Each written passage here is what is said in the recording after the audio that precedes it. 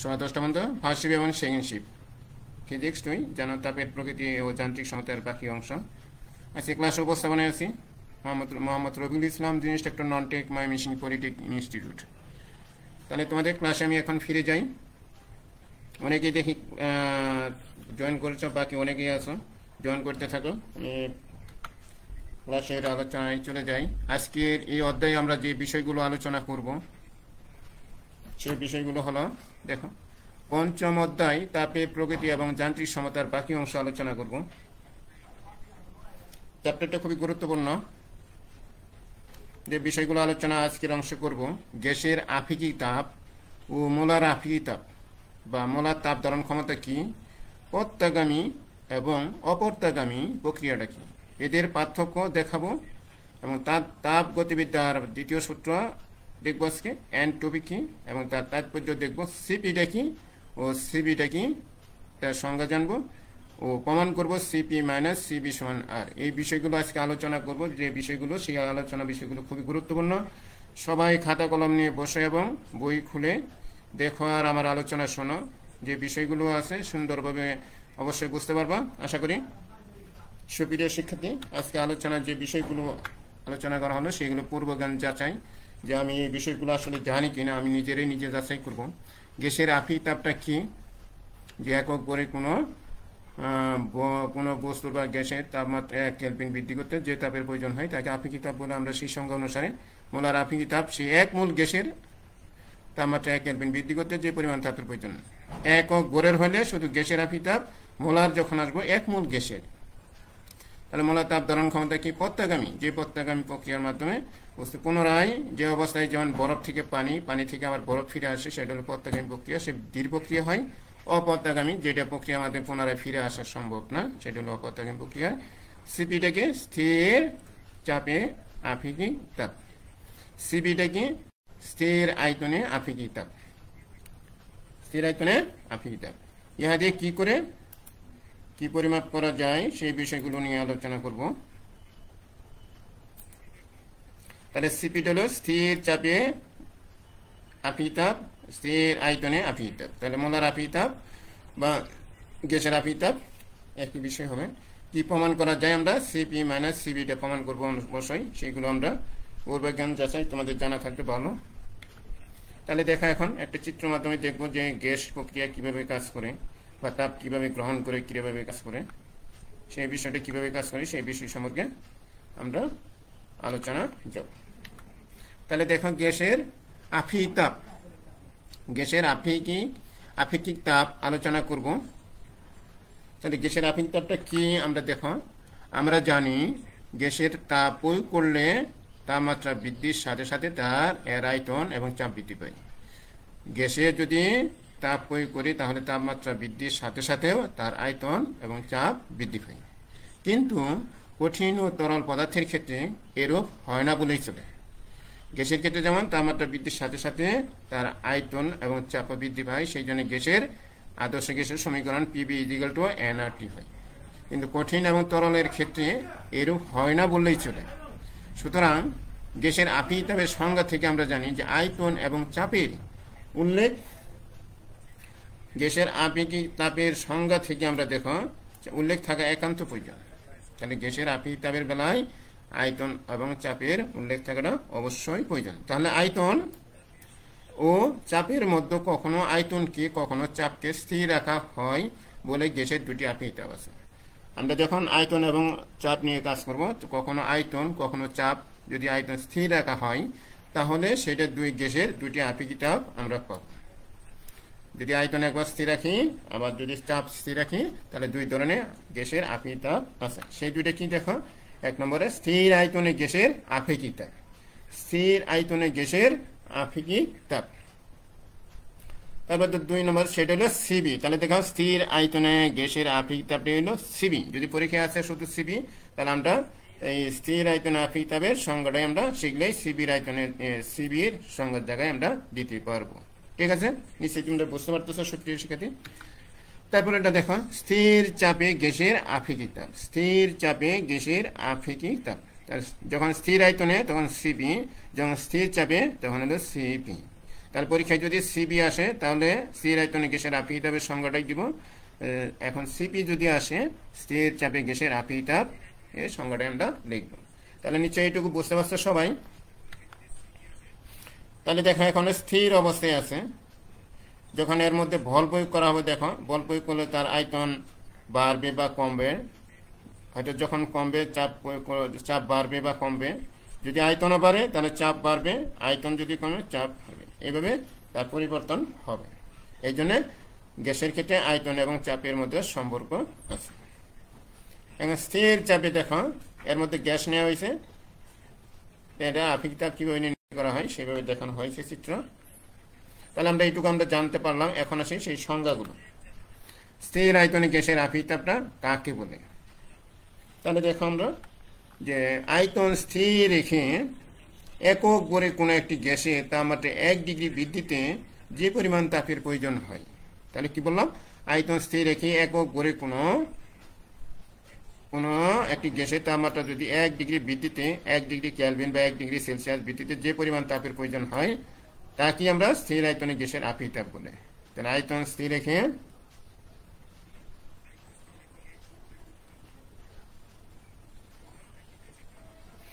আয়তন স্থির রেখে একক করে কোনো একটি গ্যাসের তাপমাত্রা 1 ডিগ্রি বৃদ্ধিতে যে পরিমাণ তাপের প্রয়োজন হয় তাকে স্থির আয়তনে আপেক্ষিক তাপ বলে।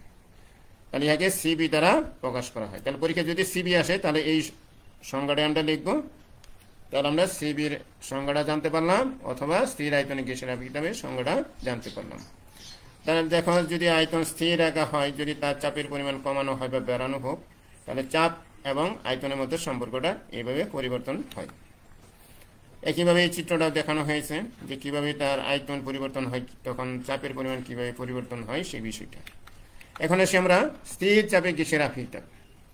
স্থির চাপে গ্যাসের আপেক্ষিক তাপ, তাহলে দেখো সংজ্ঞাটা কি আসে। একইভাবে সে স্থির আয়তনের মতোই, যে চাপ স্থির রেখে একক গড়ের, এর আগে আয়তন স্থির রেখে বলছিলাম যে স্থির এই জায়গার জন্য, তাহলে এখন চাপ স্থির রেখে একক গড়ে কোনো একটি গ্যাসের তাপমাত্রা 1 ডিগ্রি কেলভিন বা সেলসিয়াস বৃদ্ধিতে যে পরিমাণ তাপের প্রয়োজন হয় তাকে স্থির চাপে গ্যাসের আপেক্ষিক তাপ বলে।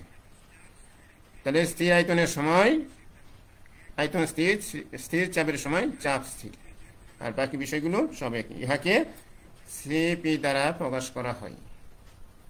যেহেতু স্থির চাপে সেই জন্য সিপি দ্বারা প্রকাশ করা হয়। পরীক্ষায় যদি আসে সিপিটা কাকে বলে, তাহলে আমি এই সংজ্ঞাটাই লিখবো যে চাপ স্থির রেখে একক গড়ে কোনো একটি গ্যাসের তাপমাত্রা 1 কেলভিন বা 1 ডিগ্রি সেলসিয়াস বৃদ্ধিতে যে পরিমাণ তাপমাত্রা প্রয়োজন হয় তাকে স্থির চাপে গ্যাসের আপেক্ষিক তাপ বলে বা সিপি বলে। ইহাকে সিপি দ্বারা প্রকাশ করা হয়।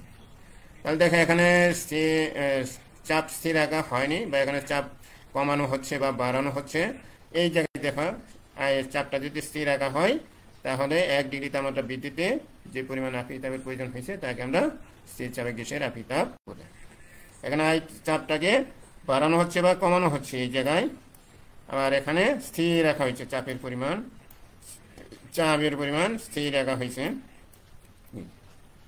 তারপরে দেখো এখানে, তাহলে এই সংজ্ঞাটা আমরা শিখতে পারলাম, জানতে পারলাম। তারপরে দেখো এখন মোলার, এর আগে শুধু শুনলাম গ্যাসের আপেক্ষিক তাপ, এখন মোলার আপেক্ষিক তাপ বা মোলার তাপ ধারণ ক্ষমতা। মোলার আপেক্ষিক তাপ বা মোলার তাপ ধারণ ক্ষমতাটা কি? তাহলে দেখো এখন 1 মোল, যখন মোলার কথাটা আসবে তখন 1 মোল আদর্শ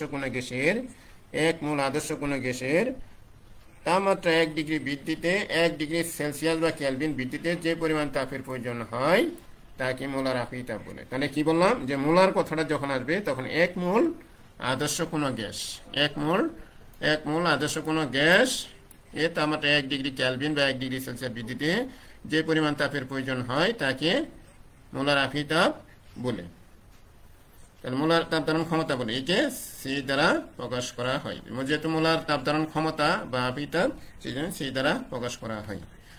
যদি এম মোল পরিমাণ কোনো গ্যাসের তাপমাত্রা এই ডেল্টা টি বাড়াইতে যদি এই কিউ পরিমাণ জুলের তাপের প্রয়োজন হয়, তবে সংজ্ঞা অনুসারে সি সমান যে পরিমাণ তাপের প্রয়োজন হয়েছে 1 মোল গ্যাসে এম পরিমাণ মোল এত পরিমাণ তাপমাত্রা বৃদ্ধিতে। তাহলে দুটি তাপমাত্রা আপেক্ষিক তাপ রয়েছে, তার দুটি তাপমাত্রা রয়েছে, মোলার আপেক্ষিক তাপ রয়েছে। সেটা হলো দেখো এই চিত্রের মধ্যে যে 1 মোল দেখানো হয়েছে বা গ্যাস দেখানো হয়েছে পানি, আমরা m মোল পরিমাণ গ্যাস নিতে পারবো, n পরিমাণ মোল পরিমাণ নিতে পারবো বা m পরিমাণ নিতে পারবো, এই দুটি। তাহলে দেখো আমরা এইটার মাধ্যমে আমরা বা এই পদ্ধতির মাধ্যমে আমরা মোলার আফিতাব নির্ণয় করতে পারবো। তাহলে দেখো স্থির চাপে গ্যাসের মোলার আফিতাব, স্থির চাপে এখন তাহলে সিপিটা গ্যাসের আফিতাবের ক্ষেত্রে স্থির, এখানেও এটা আমরা সংজ্ঞাটা জানতে পারি যে চাপ স্থির রেখে, সংজ্ঞা ওই আগের মতোই, চাপ স্থির রেখে 1 মোল কোন আদর্শ গ্যাসের বা একটি যে কোনো একটা গ্যাসে 1 মোল, এর আগে ছিল একক ভরের, এখন হলো 1 মোল কোনো একটি গ্যাসের তাপমাত্রা 1 ডিগ্রি কেলভিন বৃদ্ধিতে যে পরিমাণ তাপের প্রয়োজন হয় তাকে স্থির আয়তনে গ্যাসের মোলার আফিতাব বলে। তাহলে নিচে বুঝতে পারতেছ যে ইহাকে সিপি দ্বারা প্রকাশ করা হয়। তাহলে দেখো আমরা স্থির চাপে গ্যাসের মোলার আফিতাব সংজ্ঞাটা যদি আসে তাহলে আমরা লিখব চাপ স্থির রেখে শুধু 1 মোল আদর্শ কোন গ্যাস, কথাটা আসবে 1 মোল, একক বর্ণনা কিন্তু 1 মোল। তাহলে এই বিদ্যুতে যে পরিমাণ তাপের প্রয়োজন হয় তাকে স্থির আয়তনে গ্যাসের মোলার আফিতাব বলে, ইহাকে সিপি দ্বারা প্রকাশ করা হয়। যদি চাপ স্থির রেখে m পরিমাণ মোলের গ্যাসের তাপমাত্রা যদি এত পরিমাণ বাড়াইতে যদি জুল ডেল কিউ পরিমাণ তাপের প্রয়োজন হয় তবে আমরা সংজ্ঞা অনুসারে সিপি সমান যে পরিমাণ তাপের প্রয়োজন হয় উপরে যে পরিমাণ মোল যে পরিমাণ তাপমাত্রা বৃদ্ধিতে। তাহলে আমরা স্থির চাপে গ্যাসের মোলার আফিতাব নিশ্চয়ই আমরা বুঝতে পারছি। যদি সংজ্ঞা আসে যে সিপিটা কাকে বলে এই সংজ্ঞাটাও দিতে পারো, এর আগে যে বিষয়টা আলোচনা করলাম সেটাও দিতে পারো, আর যদি মোলার আফিতাব উল্লেখ করে আসে তাহলে এই সংজ্ঞাটা দিতে হবে। ঠিক আছে, সকলে নিশ্চয় বুঝতে পারছো? তাহলে দেখো এই চিত্রের মাধ্যমে যে চাপ স্থির রেখে 1 মোল পরিমাণ গ্যাস রাখলে যদি সেই যে পরিমাণ তাপের বৃদ্ধি হয় সেই একই কথা আগের মতোই। এখন আসি স্থির আয়তনে গ্যাসের মোলার আফিতাব। স্থির এখন আয়তন, তাহলে আয়তন স্থির রেখে 1 মোল কোন একটি গ্যাসের তাপমাত্রা 1 ডিগ্রি কেলভিন বৃদ্ধিতে যে পরিমাণ তাপের প্রয়োজন হয় তাকে আমরা স্থির আয়তনে গ্যাসের মোলার আফিতাব বলে, ইহাকে সিবি দ্বারা প্রকাশ করা হয়। তাহলে দেখো আয়তন স্থির রেখে, এর আগে সংজ্ঞা করলাম চাপ স্থির রেখে, এখন হলো আয়তন স্থির রেখে 1 মোল কোন একটি গ্যাসের তাপমাত্রা 1 ডিগ্রি কেলভিন বৃদ্ধিতে যে পরিমাণ তাপের প্রয়োজন হয় তাকে ওই স্থির আয়তনে গ্যাসের মোলার আফিতাব বলে, এই যে সিবি দ্বারা প্রকাশ করা হয়। তাহলে আয়তন স্থির রেখে m মোল পরিমাণ গ্যাসের তাপমাত্রা ডেলটি পরিমাণ বাড়াইতে যদি ডেল্টা কিউ পরিমাণ তাপের প্রয়োজন হয় তবে সংজ্ঞা অনুসারে আমরা পাই সিবি সমান del Q by m delta T তাপমাত্রা। তাহলে এই সংজ্ঞাটা আমরা জানতে পারলাম। তাহলে পরীক্ষায় দেখা গেছে যে সিপি এর মান সিবি অপেক্ষা বেশি হয়, তাহলে এই মানটা সিবি এর যে পরিমাণ মানটা স্থির চাপ রেখে স্থির আয়তনের চেয়ে বেশি হবে। ঠিক আছে, এই জন্য C P greater than C V হবে। ঠিক আছে, তাহলে পরীক্ষায় দেখা গেছে সিপি এর মান সিবি এর চেয়ে বেশি হবে জন্য সিপি গ্রেটার দেন সিবি। ঠিক আছে, নিশ্চয়ই সকলে বুঝতে পারছো?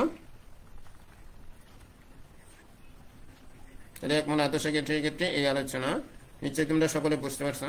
এখন আসে আমরা প্রশ্নটি রচনামূলক কোশ্চেন হিসেবে আসে, তোমরা নিশ্চয়ই দেখেছো যে একটি আদর্শ গ্যাসের ক্ষেত্রে যদি সিপি ও সিবি এর মধ্যে পার্থক্য বের করো বা সম্পর্ক বের করো যদি আসে, একটি আদর্শ গ্যাসের ক্ষেত্রে সিবি ও সিপি বা সিবি এর মধ্যে পার্থক্য বের করতে আসে বা প্রমাণ করো যে সিপি মাইনাস সিবি সমান আর যদি পরীক্ষায় আসে তাহলে নিম্ন আলোচনা আমরা অবশ্যই জানবো শিখবো।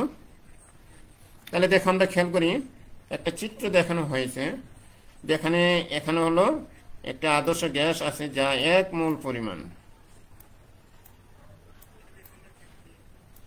1 মোল পরিমাণ এখানে আদর্শ গ্যাস নেওয়া হয়েছে, একটা পিস্টন দ্বারা আটকানো আছে, এই পিস্টন দ্বারা আটকানো হয়েছে। এই পিস্টনে যখন এখানে তাপ যদি ডি কিউ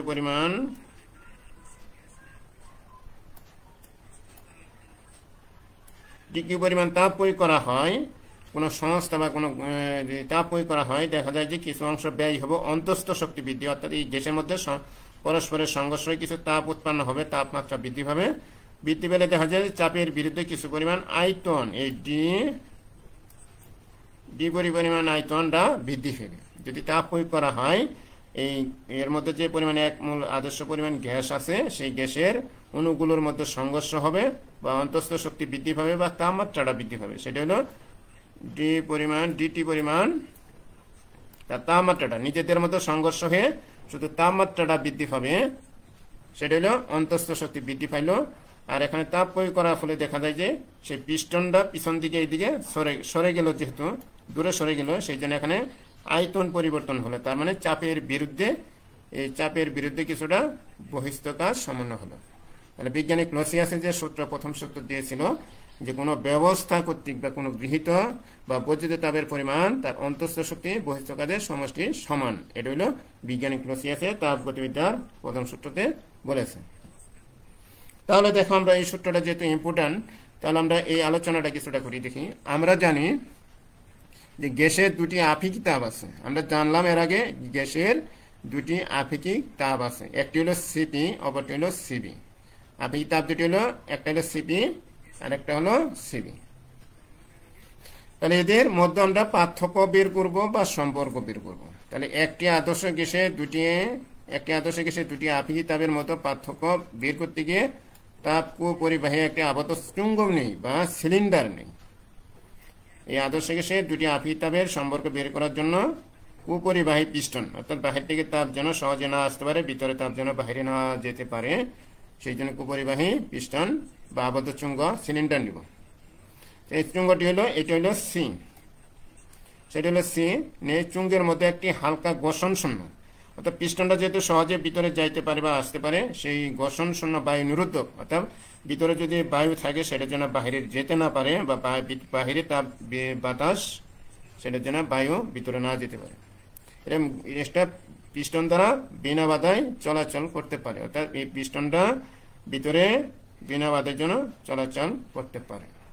তাহলে দেখো মনে করি পিস্টনটি হলো ডি, এই পিস্টনটা যে আছে সেই পিস্টনটা হলো ডি। পিস্টনটির কুপরিবাহী পদার্থে তৈরি, সিলিন্ডারও যেমন কুপরিবাহী পদার্থে তৈরি, সেই সিলিন্ডারও কুপরিবাহী পদার্থে তৈরি। এই আবদ্ধ চুম্বকে এক মোল পরিমাণ আদর্শ গ্যাস নিই, এখানে এক মোল পরিমাণ আদর্শ গ্যাস নিছে। এখন এই গ্যাসটির আয়তন স্থির রেখে এই সিলিন্ডারের মতো এই পরিমাণ রেখে যে পরিমাণ গ্যাস নেওয়া হয়েছে, আয়তন তাপমাত্রা যদি ডি কিউ পরিমাণ তাপ দেওয়া হয় তাহলে সেই তাপমাত্রা অন্তঃস্থ শক্তি বৃদ্ধিতে ডিটি পরিমাণ অণুগুলোর মধ্যে সংঘর্ষ হয়ে, গ্যাসের অণুগুলোর মধ্যে সংঘর্ষ হয়ে ডিটি পরিমাণ তাপমাত্রাটা বৃদ্ধি পাবে। তাহলে আমরা সহজ ভাষায় বুঝি যে এই একটা পিস্টন বা সিলিন্ডার যুক্ত গ্যাসের মধ্যে এক মোল পরিমাণ আদর্শ গ্যাস নেই, সেই গ্যাসের যদি ডি কিউ পরিমাণ তাপ প্রয়োগ করি তাহলে আয়তন স্থির রেখে তাদের তাপমাত্রা শুধু বৃদ্ধি পাবে। বৃদ্ধি পেলে দেখো যদি আয়তন স্থির রাখা হয় তাহলে গ্যাসের আপেক্ষিক তাপটা হবে, স্থির আয়তন গ্যাসের আপেক্ষিক তাপটা হবে সিবি, তবে গ্যাসের কর্তৃক গৃহীত তাপ, অর্থাৎ যে পরিমাণ তাপ সিলিন্ডারের মধ্যে গ্রহণ করা হলো, তাহলে গৃহীত তাপ বা বর্জিত তাপের ক্যালোরিমিটারের সংজ্ঞা অনুসারে আমরা বা ক্যালোরিমিটার মূলনীতি অনুসারে তার ভর, তার আপেক্ষিক তাপ, তার তাপমাত্রার পার্থক্য।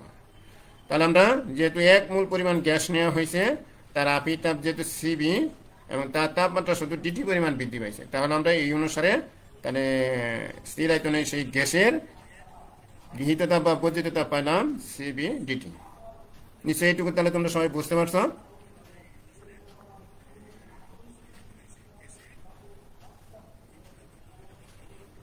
তারপরে দেখো আসি গ্যাসের তাপমাত্রা বৃদ্ধির পরিমাণ যদি 1 কেলভিন হয়, আমরা এর আগে সংজ্ঞা থেকে দেখলাম যে 1 কেলভিন বৃদ্ধি করলে তার যে পরিমাণ তাপ গৃহীত হয় বা বর্জিত হয়, তাহলে গ্যাসের তাপমাত্রা বৃদ্ধির কারণে 1 কেলভিন বৃদ্ধির পরিমাণ যদি 1 কেলভিন হয়, 1 কেলভিন হয় তাহলে গ্যাস কর্তৃক গৃহীত তাপের পরিমাণ এই ডিটির মান যদি 1 হয়, এই ডিটির মান যদি 1 হয় তাহলে সিবি জুল।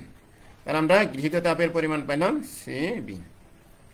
তারপরে আসি আমরা যে মনে করি আবার স্থির চাপে, এর আগে আমরা স্থির আয়তনে বললাম, এখন স্থির চাপে, যেহেতু গ্যাসের ক্ষেত্রে দুটি আপেক্ষিক তাপ আছে, একবার নিলাম স্থির আয়তনে, এখন আমরা স্থির চাপে। স্থির চাপে গ্যাসের মোলার আপেক্ষিক তাপকে সিপি দ্বারা প্রকাশ করা হয়। তাহলে আমরা স্থির চাপে এক মোল কোনো একটি গ্যাসের তাপমাত্রা 1 ডিগ্রি কেলভিন বৃদ্ধিতে সিপি পরিমাণ তাপের প্রয়োজন হবে। তাহলে গ্যাসের সরবরাহকৃত এই ডি কিউ পরিমাণ তাপ দুইভাবে ব্যয় হবে, যে পরিমাণ তাপ গ্রহণ করা হোক বা বর্জন করা হোক সেই তাপটা দুইভাবে ব্যয়িত হবে, একটা হবে অন্তঃস্থ শক্তি বৃদ্ধিতে, আরেকটা হলো বহিঃস্থকার সমন্বয় করতে। তাহলে যে পরিমাণ কি তাপ প্রয়োজন হলো তো তাপ প্রয়োগ করলাম সিপি, তাহলে তাপটা দুইভাবে ব্যয়িত হবে। সেই তাপটা দুইভাবে ব্যয়িত হবে কিভাবে দেখো, এর একটি অংশ গ্যাসের তাপমাত্রাটাকে বৃদ্ধি হবে, দুইভাবে একটি অংশ গ্যাসের তাপমাত্রা বৃদ্ধি পাবে বা তার অন্তঃস্থ শক্তি বৃদ্ধি পাবে, আবার অপরটি অংশ তার বাহ্যিক চাপের বিরুদ্ধে গ্যাসের আয়তন বৃদ্ধিতে কাজ করে, অর্থাৎ বহিস্থ কাজ সম্পন্ন করে। তাহলে যে পরিমাণ তাপ প্রয়োগ করা হোক না কেন, বা শোষিত হোক বা গৃহীত হোক, সেই তাপের একটি অংশ ব্যয় হয় গ্যাসের তাপমাত্রা বৃদ্ধিতে বা অন্তঃস্থ শক্তি বৃদ্ধিতে, আরেকটা অংশ কাজ করে বাহ্যিক চাপ পি এর বিরুদ্ধে গ্যাসের আয়তন বৃদ্ধি পায়, অর্থাৎ বহিস্থ কাজ সম্পন্ন করে। তাহলে ধরি আমরা চাপের বিরুদ্ধে, এই চাপের বিরুদ্ধে গ্যাসের আয়তন বৃদ্ধি হলে পিস্টনটি কিছু দূরে সরে যায়। এর আগে আমরা দেখাইছিলাম যে পিস্টনটি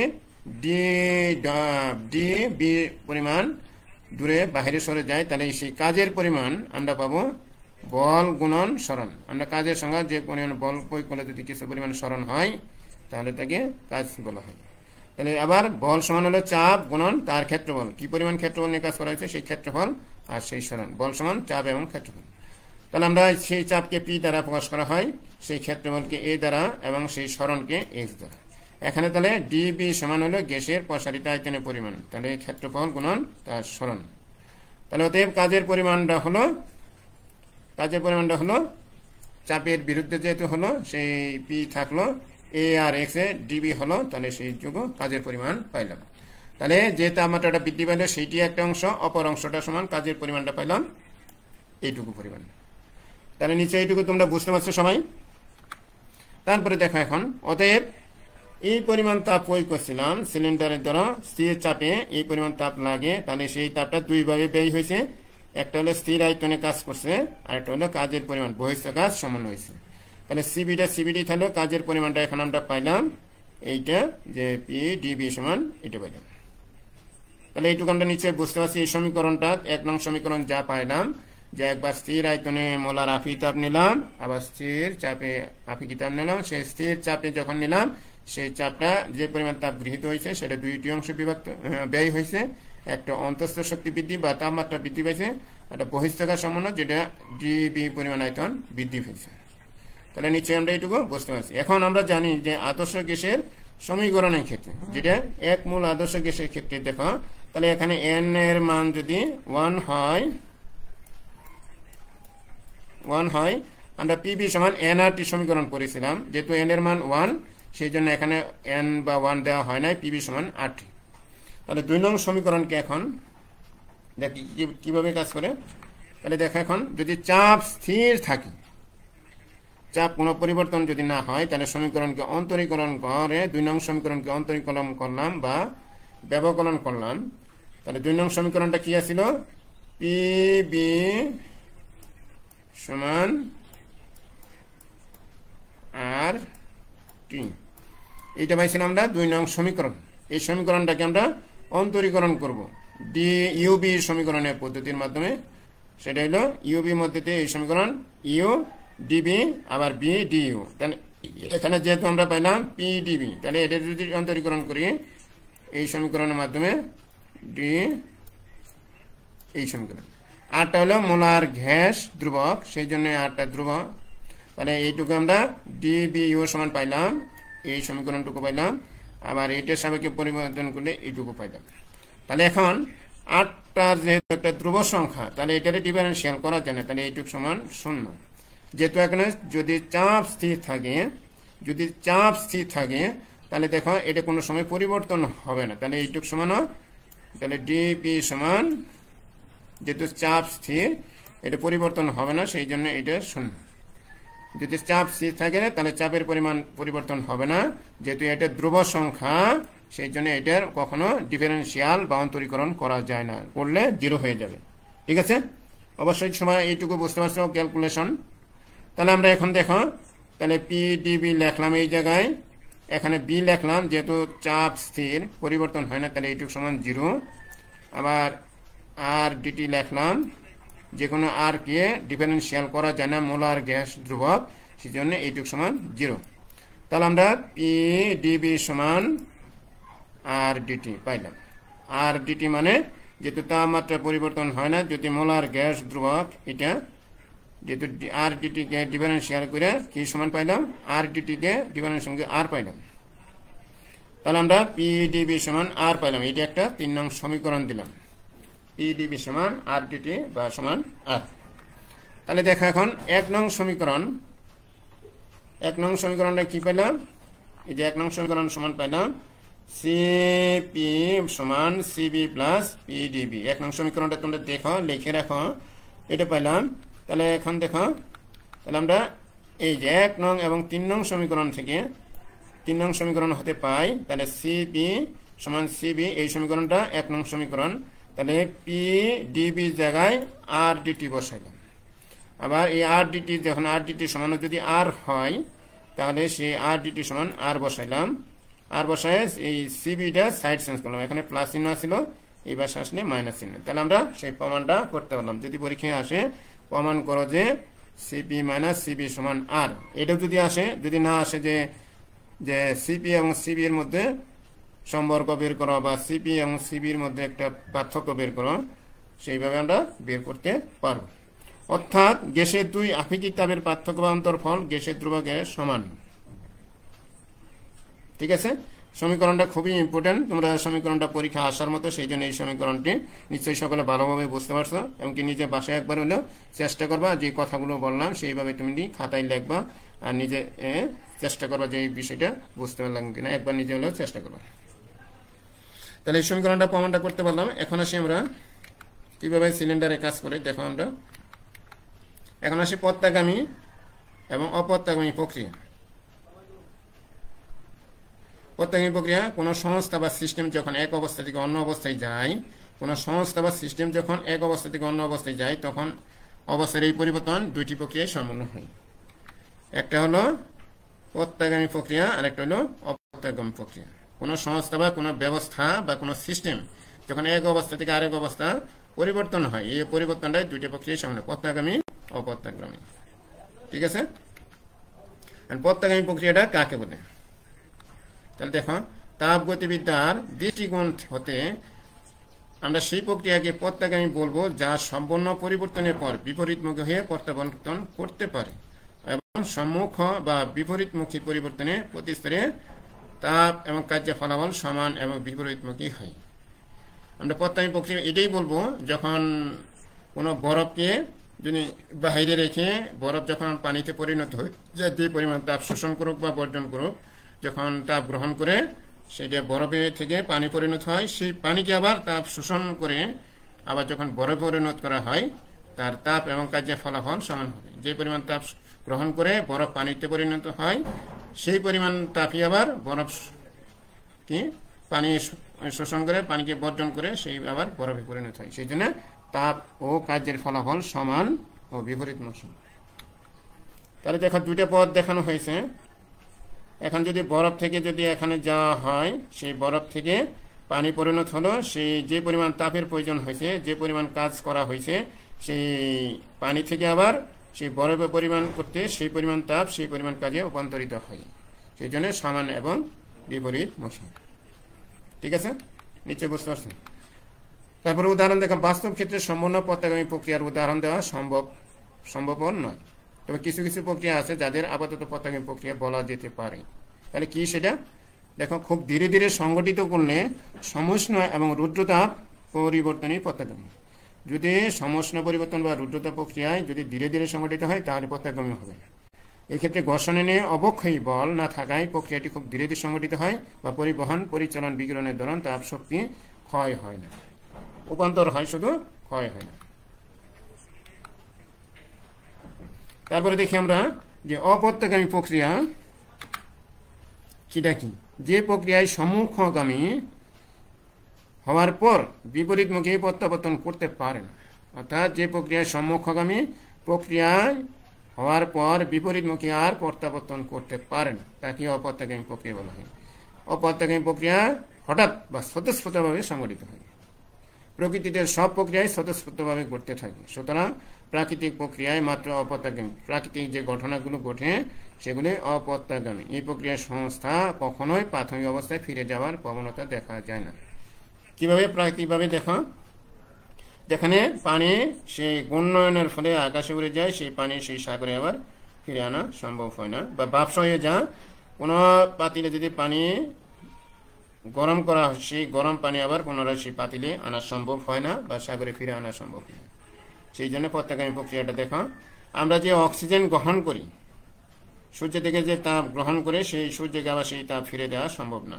অর্থাৎ আমরা যে অক্সিজেন গ্রহণ করি, সেই অক্সিজেন গাছ থেকে গ্রহণ করি, সেই গাছকে আবার সেই অক্সিজেন ফিরে দেওয়া সম্ভব না, সেটা কার্বন ডাইঅক্সাইড রূপে রূপান্তরিত হয়। সেই জন্য প্রাকৃতিক প্রক্রিয়া যে প্রক্রিয়া ঘটনা ঘটে সেগুলি অপ্রত্যাগামী প্রক্রিয়া।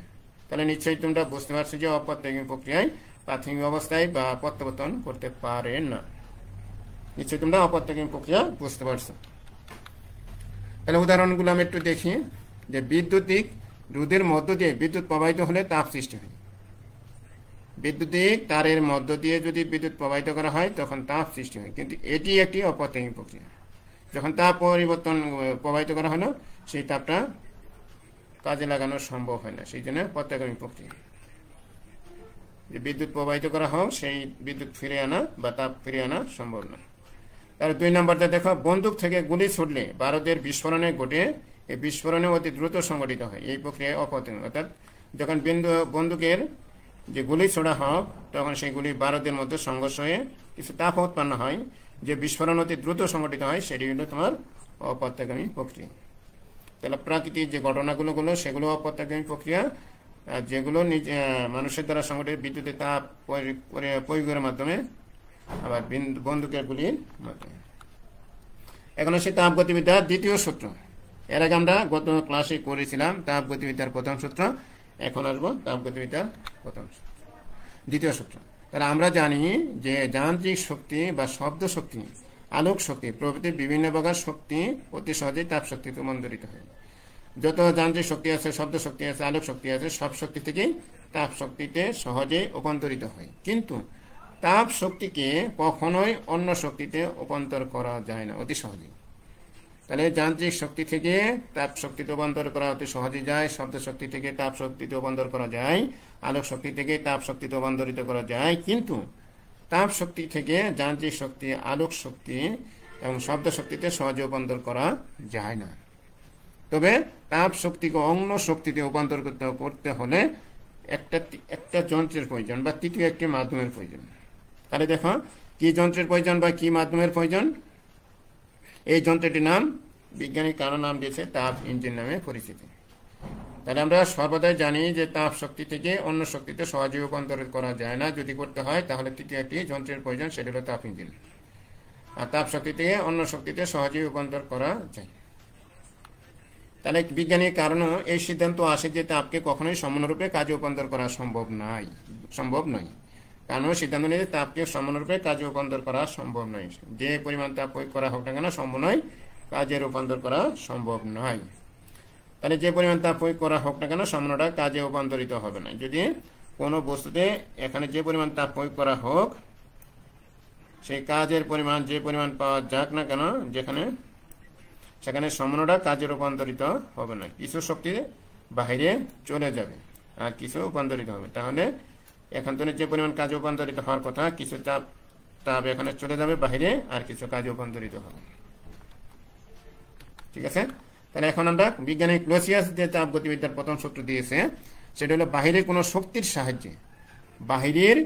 শক্তির সাহায্যে ব্যতিরেকে কোনো স্বয়ংক্রিয় যন্ত্রের পক্ষে নিম্ন তাপমাত্রার কোনো বস্তু থেকে উচ্চ তাপমাত্রার বস্তুতে তাপের স্থানান্তর সম্ভব নয়। অর্থাৎ বাহিরের কোনো শক্তির সাহায্য ব্যতীত কোনো স্বয়ংক্রিয় যন্ত্রের পক্ষে নিম্ন তাপমাত্রা থেকে উচ্চ তাপমাত্রায় বস্তুতে তাপ স্থানান্তর করা সম্ভব নয়। সবসময় উচ্চ তাপমাত্রা থেকে নিম্ন তাপমাত্রা বস্তুতে তাপ স্থানান্তর হয়। নিম্ন তাপমাত্রা থেকে উচ্চ তাপমাত্রা বস্তুতে তাপমাত্রা প্রবাহিত স্থানান্তর করার জন্য অবশ্যই তৃতীয় একটি বস্তুর প্রয়োজন।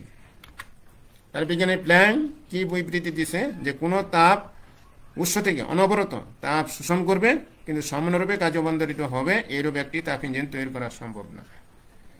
যে তাপ উৎস থেকে অনবরত তাপ শোষণ করবে আর সম্পূর্ণরূপে কাজে রূপান্তরিত করবে, এই ধরনের একটি তাপ ইঞ্জিন তৈরি করা সম্ভব হবে না। অর্থাৎ তাপকে সম্পূর্ণরূপে কাজে রূপান্তর করার জন্য এরকম কোনো তাপ ইঞ্জিন তৈরি করা সম্ভব না। কিছু তাপ অবশ্যই বহিঃস্থ কাজে ব্যয় হবেই, বা পারপার্শ্বিক পরিবেশে কিছু শোষণ করবে। তাহলে দেখো যে কিভাবে তা প্রয়োগ করা হয়। এখন আসে পত্রাগামী ও অপত্রাগামী প্রক্রিয়ার মধ্যে পার্থক্যগুলো দেখো। সংজ্ঞাগুলো আমরা জানি, যে সংজ্ঞাগুলো যদি জানতে পারি, সংজ্ঞাগুলো যে প্রক্রিয়ায় বিপরীতমুখী হয়ে প্রত্যাবর্তন করে এবং সম্মুখবর্তী বিপরীতমুখী প্রক্রিয়ায় প্রতিস্তরে তাপ কাজের ফলাফল সমান এবং বিপরীতমুখী হয়, সেটি হলো পত্রাগামী। যে প্রক্রিয়ায় বিপরীতমুখী হয়ে প্রত্যাবর্তন করতে পারে না, সেটি হলো অপত্রাগামী প্রক্রিয়া। পত্রাগামী প্রক্রিয়ায় বিপরীতমুখী আবার ফিরে আসে, সেটা ধীর প্রক্রিয়া। তাহলে দেখো এখন 2 নম্বর, কর্মশীল সংস্থা প্রাথমিক অবস্থায় ফিরে আসে। পত্রাগামী প্রক্রিয়া আবার প্রাথমিক অবস্থায় ফিরে আসে, অর্থাৎ বরফ থেকে পানি, পানি থেকে আবার বরফ অবস্থায় ফিরে আসে। কর্মশীল সংস্থা প্রাথমিক অবস্থায় ফিরে আসে না, এটি একটি ধীর প্রক্রিয়া। পত্রাগামী প্রক্রিয়া একটা ধীর প্রক্রিয়া, কিন্তু অপত্রাগামী একটা দ্রুত প্রক্রিয়া। সংস্থার তাপ প্রতি সাম্য অবস্থা বজায় রাখে, অর্থাৎ তাপ থেকে বরফ, বরফ থেকে তাপ পানিতে রূপান্তরিত হয়, পানি থেকে বরফ, বরফ থেকে পানি, সেটা সাম্য অবস্থা বজায় রাখে। কিন্তু তাপ প্রতি অবস্থায় কখনোই সাম্য অবস্থায় বজায় রাখে না।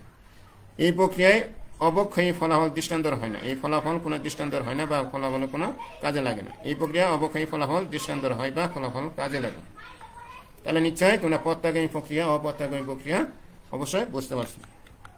তারপর এন্ট্রপি কি এবং তাৎপর্যগুলো দেখো। এন্ট্রপিটা পরীক্ষা যদি আসে, যে আমরা জানি সর্বদাই যে কোনো রুদ্ধতাপ প্রক্রিয়ায় বস্তুতে তাপীয় ধর্ম স্থির থাকে।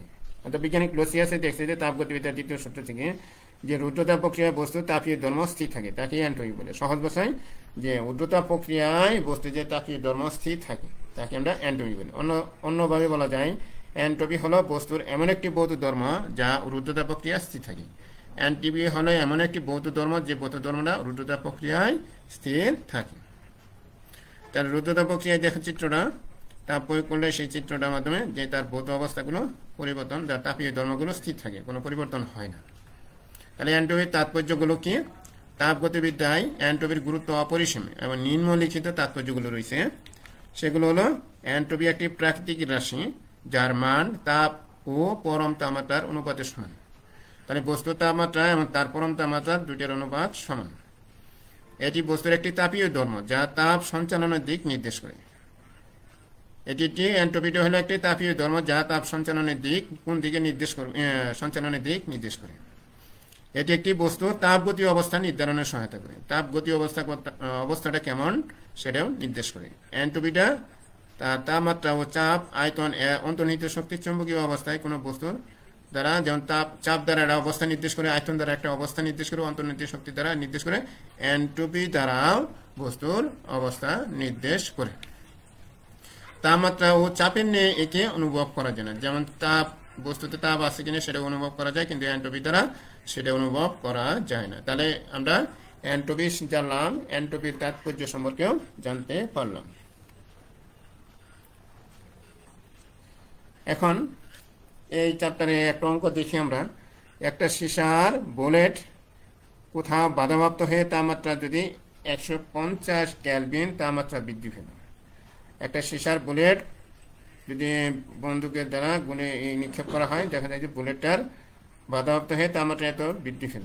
যদি অন্য কোনোভাবে তাপ নষ্ট না হয়, তো বুলেটের বেগ কত, সীসার আপেক্ষিক তাপটা এটা দেওয়া আছে। এই অঙ্কটা আমরা করবো। তাহলে নিশ্চয় সীসার বুলেট কোনো বাধাপ্রাপ্ত যখন হলো তখনই 150 কেলভিন তাপমাত্রা বৃদ্ধি হলো। যদি অন্য কোনো উপায় যদি তাপ নষ্ট না হয়, তাহলে বুলেটের বেগটা কত, সীসার আপেক্ষিক তাপ এর সমান। তাহলে অঙ্কটা দেখো, অঙ্কটা কিন্তু গুরুত্বপূর্ণ। যে এখানে দেওয়া আছে সেই সীসার বুলেটের আপেক্ষিক তাপ দেওয়া আছে, তার তাপমাত্রা বৃদ্ধি পাইছে কত সেটা দেওয়া আছে, তার বুলেটের বেগটা আমরা বের করব। যে বিষয়গুলো দেওয়া আছে এখন কোন পদ্ধতিতে দেওয়া আছে, এমকেএস পদ্ধতিতে। তাহলে আমরা তাপমাত্রাটা এমকেএস পদ্ধতিতে, বুলেটের বেগটা বের করবো, সেটা আমরা এমকেএস পদ্ধতিতে বের করব। তাহলে আমরা জানি যে দড়ি সমাধান, বুলেটের বেগ এটা আমরা বের করবো, তার বেগের এককটা এমকেএস পদ্ধতি, এটা বের করবো। তাহলে আমরা বুলেটের বর নাই, যেহেতু দেওয়া নাই, এম কেজি ধরে নিলাম। এখন বুলেট করতে কৃত কাজ, অর্থাৎ বুলেট যখন ছোড়া হলো বা নিক্ষেপ করা হলো, তখন সেই বুলেটে যেহেতু বেগ প্রাপ্ত হয়েছে, সেহেতু বুলেটের গতিশক্তি উৎপন্ন হয়েছে, যেহেতু উৎপন্ন গৃহীত তাপ হয়েছে। যখন বিস্ফোরণ হয়েছে, সেই বিস্ফোরণের ফলে সেই কিছু তাপ উৎপন্ন হয়েছে, সেই তাপের পরিমাণটা হলো এম এস, অর্থাৎ বুলেটের ভর, বুলেটের আপেক্ষিক তাপ, বুলেটের তাপমাত্রা পরিবর্তন। তাহলে কৃত গাছ ডব্লিউ পরিমাণ সঞ্চিত গতি শক্তি হিসেবে থাকে, তাহলে কৃত গাছটা হলে তার গতি শক্তি সমান, সেই কৃত গাছটা তার গৃহীত তাপের পরিমাণে সমান, এটা আমরা জানি। তাহলে কৃত গাছ তার গতি শক্তির সমান বা উৎপন্ন গৃহীত তাপের সমান। তাহলে ডব্লিউ সমান তার গতি শক্তির সমীকরণ অনুসারে, যেহেতু বুলেট বেগপ্রাপ্ত হয়েছে, বুলেটে ভর আছে, সেই জন্য গতিপ্রাপ্ত হয়েছে, সেই জন্য গতি শক্তি সমান হাফ mv স্কোয়ার। আর উৎপন্ন যে পরিমাণ তাপ বিস্ফোরণের ফলে কিছু তাপ উৎপন্ন হয়েছে, সেই তাপের যে বুলেটের ভর, বুলেটের আভিতাপ, বুলেটের তাপমাত্রা পরিবর্তন। তাহলে আমরা দেখতে পারি গতিশক্তি তার উৎপন্ন তাপের পরিমাণ। তাহলে এই এমটা আমরা কাটা দিলাম, তাহলে থাকলে এখানে এই 2টা বজ্র গুণন করলাম, 1 দ্বারা গুণ করলে এটি হয় বি স্কোয়ারই হয়, বি স্কোয়ারটা আমরা দেখলাম, আর 2 দ্বারা এটার গুণ করলে 2, আর আভিতাপ কাটা গেছে 2s ডেল্টা থিটা। তাহলে বি স্কোয়ারের মান বের করবো, তাহলে আমরা বি স্কোয়ারটা যা আছে তাই থাকলো, 2 লিখলাম, আভিতাপটা এস এর বুলেটের কত সিসার 126, তাপমাত্রা পরিবর্তন কত, পরিবর্তন বৃদ্ধি পাইছে কত 150 কেলভিন। তাহলে এইটিকে গুণ করলে এটা হয়, তাহলে বি স্কোয়ার সমান, তাহলে বি এর মান যদি বের করি তাহলে রুটটা সাইড সেন্সরের বর্গমূল হবে, তাহলে এটির বর্গমূল করলে এটি হয়। তাহলে আমরা এখন সেই বুলেটের ব্যাগটা আমরা বের করলাম। তাহলে নিচে অঙ্কটি তোমরা বুঝতে পারছো সবাই, অঙ্কটি কিন্তু খুবই গুরুত্বপূর্ণ অঙ্ক। যদি তোমরা শর্ট স্ক্রিনটা করতে পারো, ব্যবহার করতে পারো, অঙ্কটার তা বইয়ের মধ্যেও আছে। আরেকটি অঙ্ক দেখো, কোনো ব্যবস্থা 1200 জুল তাপ শোষণ করে এবং ব্যবস্থার উপর 400 জুল কাজ সমাধান করে ব্যবস্থার অন্তঃস্থ শক্তি পরিমাণ নির্ণয় করো। তাহলে কোনো ব্যবস্থা যদি 1200 জুল শোষণ করে মানে সেই বস্তুটা থেকেই তাপ শোষণ করে, তার ব্যবস্থায় এই পরিমাণ কাজ শেষ করে সমাধান করে। তাহলে দেখো আমরা কি দেওয়া আছে, তাপ শোষণ করে ডি কিউ পরিমাণ সমান 1200 জুল কাজ সম্পাদন করে। এখন আমরা এখানে মাইনাসটা কেন হলো সেটা আমরা দেখব, যে মাইনাসটা হয়েছে এই জন্য যে তাপ শোষণ করছে, যদি তাপ গৃহীত হইতো বা প্রদান করতো, তাপ দেওয়ার ফলে এই পরিমাণ কাজ পাওয়া যাইত, তাহলে এখানে প্লাস হয়ে যেত। যেহেতু তাপ শোষণও করে নিছে, এই পরিমাণ কাজ রূপান্তরিত হয়েছে, তার মানে কি বস্তুর তাপই অন্তর্নিহিত তাপই বেশি ছিল, এই পরিমাণ সে অন্তর্নিহিত বস্তু থেকে এই পরিমাণ তাপ শোষণও করে নিছে, আবার এই পরিমাণ কাজও রূপান্তরিত হয়ে যায়, সেই জন্য এই কাজের পরিমাণটা এখানে মাইনাস হয়ে গেছে। বুঝতে পারছো সবাই?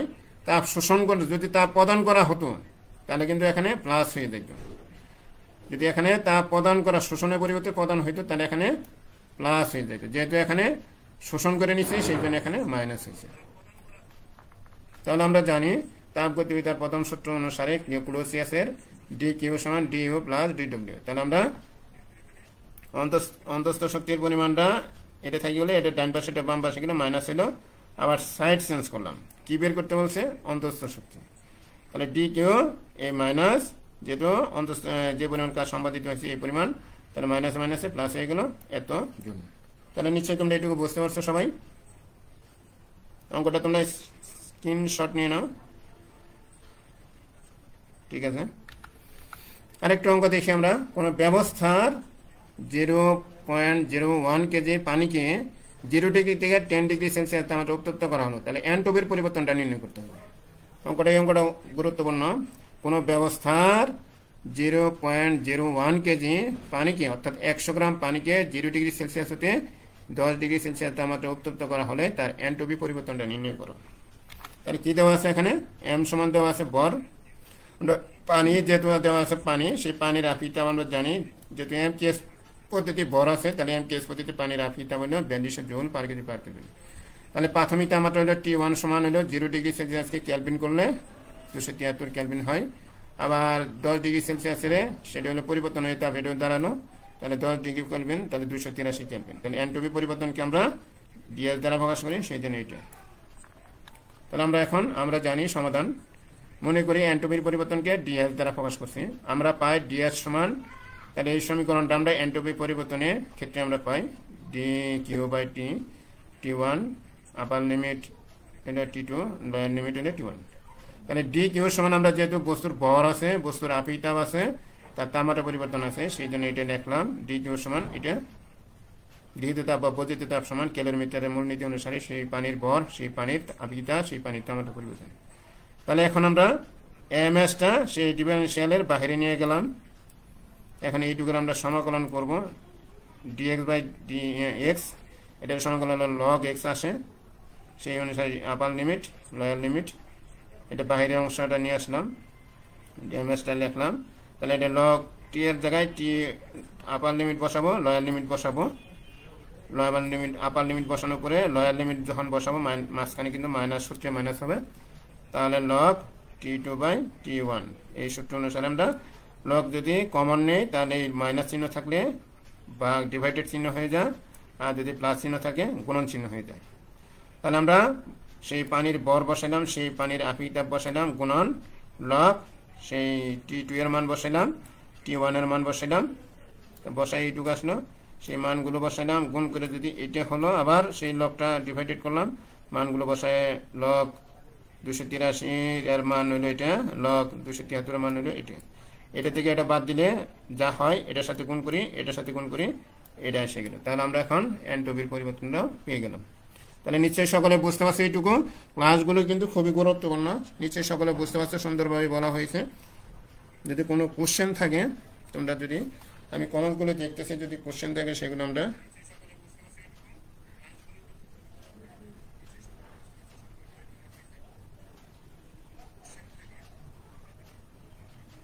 আশা করি সকলে বুঝতে পারছো, কোনো সমস্যা নাই। তাহলে আমরা এখন আগামী ক্লাসে যে আলোচনা করব, ষষ্ঠ অধ্যায় প্রাথমিক ধারণা দীপ্তিমিতি, তার আগামী ক্লাসে যেহেতু পঞ্চম অধ্যায় পর্যন্ত তোমাদের কিন্তু মিড টার্ম পরীক্ষা হবে, পঞ্চম অধ্যায় আমি আরেকবার একটু স্বাভাবিকভাবে একটু সংক্ষেপে একটু আলোচনা করব। তোমরা ক্লাসে যতগুলো ক্লাস হচ্ছে নিশ্চয়ই বুঝতে পারছো, বাড়ি কাজগুলো করছো নিশ্চয়ই, সেই কাজগুলো তোমরা আজকে পারে যে নিজে অনুশীলন করবো, যে বিষয়গুলো আলোচনা করা হলো, বাসায় একটু বই দেখে যে বিষয়গুলো আলোচনা করা হলো সেই ইউটিউবে এই বিষয়গুলো দেখবা। এই ক্লাসগুলো খুবই গুরুত্বপূর্ণ, যে গ্যাসের আপিতাপের সংজ্ঞাটা পড়বা, মূলার আপিতাপের সংজ্ঞাটা, মূলার তাপ ধারণ ক্ষমতা কি, প্রত্যাগামী প্রক্রিয়া, অপ্রত্যাগামী প্রক্রিয়া এবং এদের মধ্যে পার্থক্য, তাপগতিবিদ্যার দ্বিতীয় সূত্রটা পড়বো, এনট্রপিটা কি তার তাৎপর্য দেখবো, প্রমাণ করবো, সিপি মাইনাস সিবি তার গাণিতিক সমস্যাগুলো সমাধান করব। এইগুলো আমরা বাড়ির কাজ যে খাতাগুলো তুমি সেশন খাতায় বলো আর তোমার ফিজিক্স 2 খাতায় বলো, যে তুমি যেটা দিয়ে পড়তে পারো সেই খাতাটাই তুমি সংগ্রহ, নিশ্চয়ই সবগুলো ক্লাসে আমরা লিখতেছি, এই বিষয়গুলো আমরা লিখি এবং শিখব। তাহলে জব অ্যাসাইনমেন্ট হাতে লিখে নিজের কাছে রাখবো এবং করতে হবে, ঠিক আছে? তাহলে নিশ্চয়ই সবাইকে ধন্যবাদ সাথে থাকার জন্য।